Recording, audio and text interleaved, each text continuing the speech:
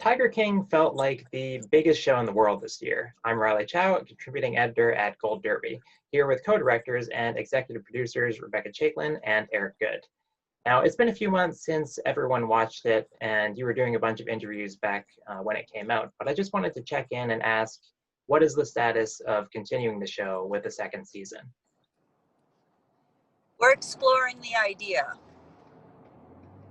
Okay. Like, what would it focus on, do you think? Well, that's what we're exploring, if there is anything to focus on. But obviously, it would be a continuation of the story if we were to, conclude that there was enough to film. Fair enough.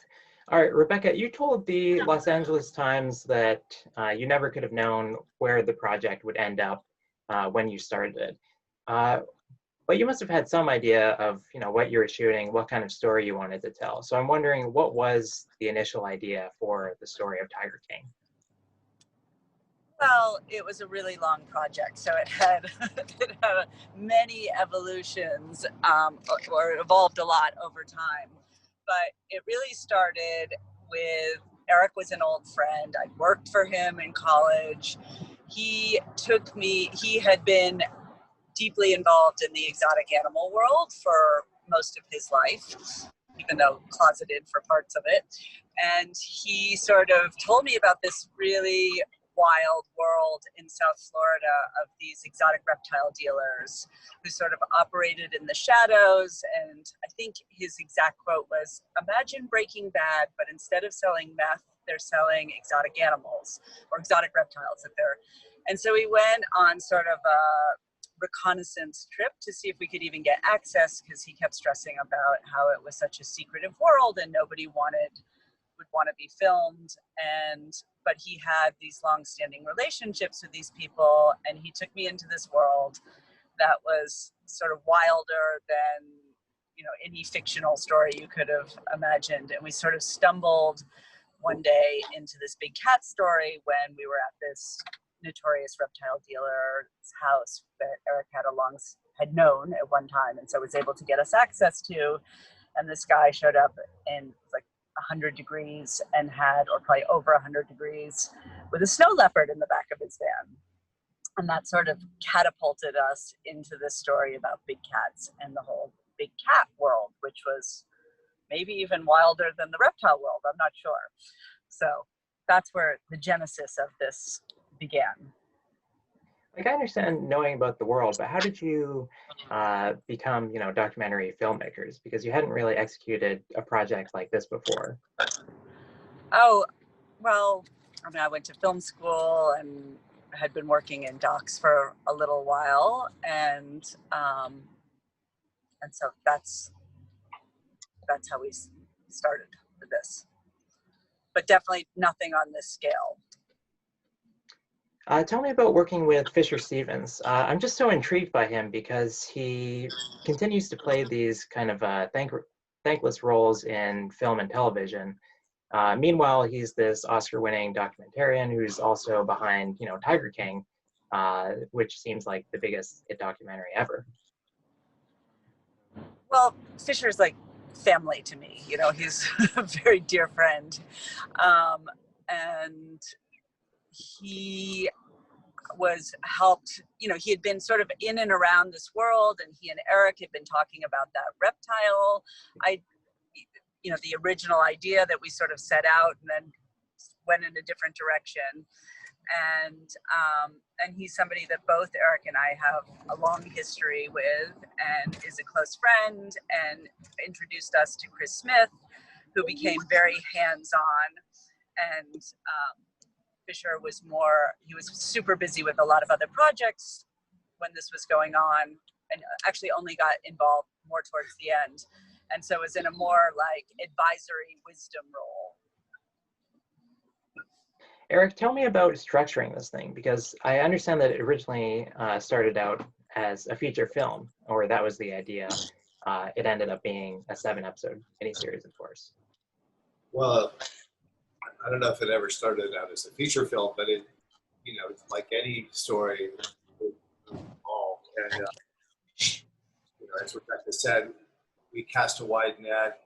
we were filming different subcultures in the animal world. Everything from the reptile world to rhinos, people that breed monkeys, medical research, you know, bushmeat markets in Southeast Asia. So we looked at a lot of aspects of our relationship with exotic animals and ultimately honed in on the subculture of big cat ownership in America. Yeah, I mean, maybe at first we thought it would be a one-off documentary, but pretty quickly it was clear that just the breadth of the story, episodic, whether it was 2 episodes or 3, ultimately it landed as, you know.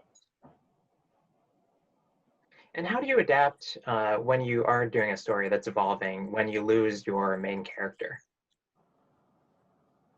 You make it part of the story. Well, also, you know, this story could have continued and sprouted out into other characters. There was, I guess you could say there was a main character, but as you know, there were equally exotic, if I can use that word, or equally eccentric other characters. And so you could really, frankly, it's almost endless. The early episodes are really built on this rivalry between Joe Exotic and Carole Baskin. Tell me about how you weighted things. It seems very even-handed, showing, you know, the good side to Carole, the bad side to Carole. I feel like it's at odds with how, you know, then I'll check out like what PETA is saying, for example, and they fully endorse her and they think that Joe is evil. I think, you know, hopefully as a documentary filmmaker, you do your best to truthfully show a story as it unfolds. And you try and, with us, we really wanted to let our characters speak for themselves and not try and editorialize too much. And they were very colorful, eccentric characters. And so they were multifaceted in terms of, they may have been very charming and charismatic in some ways, and then engaging in practices that we may have ethically disagreed with, but that doesn't mean that they're not human beings.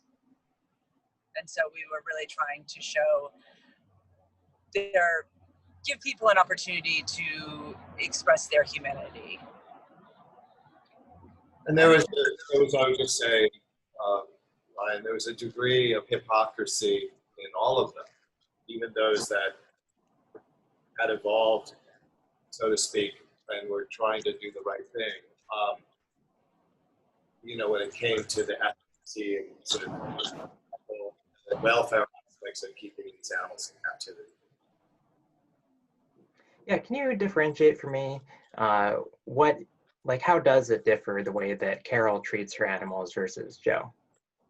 Well, that depends on when you're talking about Carole. So Carole was very much the same as Joe I would say in the 80s and the 90s.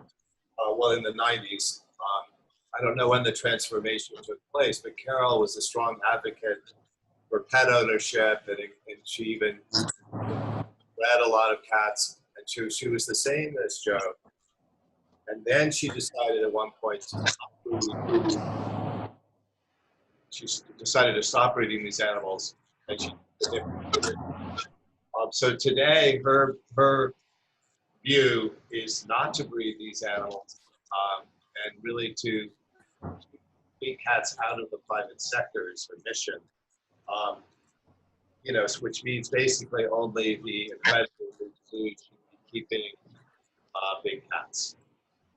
Joe, on the other hand, obviously advocated for breeding and advocated for physical interaction between these animals and people, which Carole frowned upon. I just wanted to ask about how, you know, the documentary, you don't want to necessarily endorse what Joe is selling. At the same time, it seems like Joe's whole goal is to become, you know, as famous as he can, and now you have helped him achieve that. Can you tell me about how you weighed the ethics of doing that? We struggled with it. We definitely struggled with it. You know, I'm fond of Joe in some ways.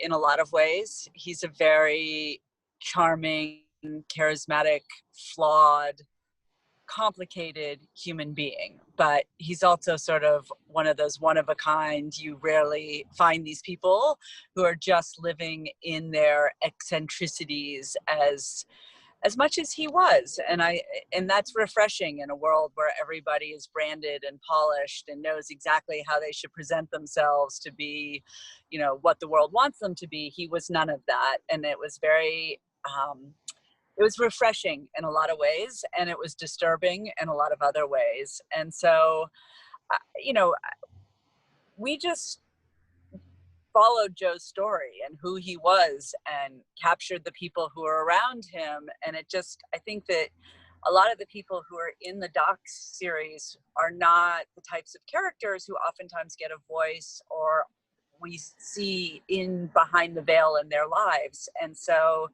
you know, this very flamboyantly gay, macho, gun-toting, mullet-wearing, cowboy, country western singer, tiger whisperer. He was quite a character. But Ryan, to answer your question, I don't think there's really any hero in this story. I don't think Joe is a hero, and so I think that you use that word. So he, you know, he shouldn't be viewed as a hero.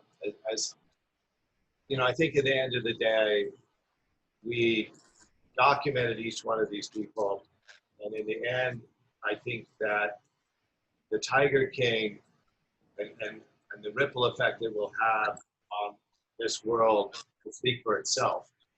Let's see what change occurs over time. You know, in respect to keeping exotic animals in, you know, in cages. And I think what we'll see is that the Tiger King did do its job and made an impact. Yeah, what kind of change do you hope people make in their own lives after watching the show? Well, I can only speak for myself, but I hope that people will take pause before running to take a selfie with a tiger cub and understand that that is helping support an industry that doesn't allow these animals to live as a wild animal, and that people will understand that a lot these highly intelligent, sentient animals, creatures, deserve to live as wild animals in their natural habitats. And that's where we should be putting our resources, to protecting natural habitat so that they can be here for future generations. Are there any criticisms of the series that you agree with, that you kind of think like, oh, I guess we hadn't really considered that at the time? Well, I think you touched on one of them, Ryan. I don't think that Joe should be come out as a hero in this story. I think Joe and many others were, you know,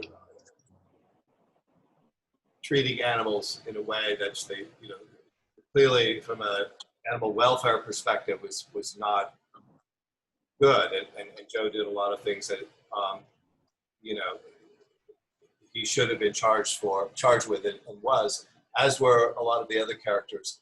I would say, rather than focusing on specific criticism, I would really look at what the Tiger King series does ultimately to make change. And I think the challenge for us was telling a story like this. Nobody wants to just watch animals being bludgeoned to death or watch animals suffering in cages. You would have no audience. And so we needed to, you know, obviously be aware of that, and we wanted this story to reach as wide an audience as possible to make change. And I think we accomplished that. And I think it's fair to criticize the Tiger King, you know, for specific things, but I think in the end, what we're going to see in the coming months and year is that it will really make real change as it relates to animal welfare issues, in particular exotic animals in captivity. All right. Well, Eric, Rebecca, thanks very much for taking the time to chat. Congratulations on your Emmy nominations. The show has 6, 2 of which you are both credited on. We have many other interviews with Emmy nominees on our YouTube channel, and you can go to goldderby.com to make your own Emmy predictions.